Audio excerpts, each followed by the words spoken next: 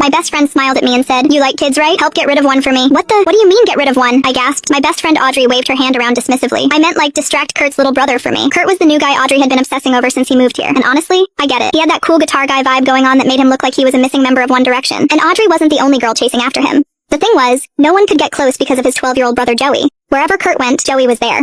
Audrey reached out and held my hands tightly, fluttering her eyes at me. "Please, I just need you to babysit the little brat, so I can have a chance to be alone with Kurt." I couldn't say no. Audrey had been there for me during my last breakup. This was nothing. Babysitting Joey? Easy. It only became a problem when Kurt started to look for me too. Audrey was practically bouncing with excitement when I showed up at Kurt's apartment to pick up Joey. Unfortunately, he was not a happy camper. He pouted the entire ride on the way to the arcade, and when we arrived, all he'd say was, "I want my brother back." But I wasn't ready to give up on him. I held up my Dave & Buster's card and grinned. "Alright, if you can beat me in any game, we'll go home." Suddenly, he was alive, putting his full effort into each game. But what he didn't know was that I basically grew up in the arcade. "No way," he gasped after handing him another defeat in Guitar Hero. I patted his back. "Sorry, kid, you'll need another 10 years before you can beat me." He smiled at me, finally warming up. "I like you. People only play with me because they like my brother. Even the kids at school think I'm annoying." I paused. "Joey, you're not annoying," I told him. "No, it's okay. I like that you're at least honest. Audrey doesn't even pretend to like me. She just stares at Kurt and acts like I'm not around," he said in a calm voice. My heart broke for him. I bent down and looked him in the eye. "You're a cool little dude, and Audrey, she'll come around." But somehow we both knew it wasn't true. Before heading back home, we made a pact. Anytime he wanted to hang out, I'd be there. What I didn't expect was the next time I got called over, Kurt was there too. First he showed up just to check in on things, until he stayed to hang out with us completely. Joey pouted at Kurt. "You're interrupting our gaming time." Kurt and I grinned at each other. He held his hands up apologizing. "Wow, I didn't think my own little brother would try to kick me out," he joked. "You must really be something." Kurt stared at me with a soft, romantic smile. When Joey saw my face turn red, he glared at Kurt and covered Kurt's face. No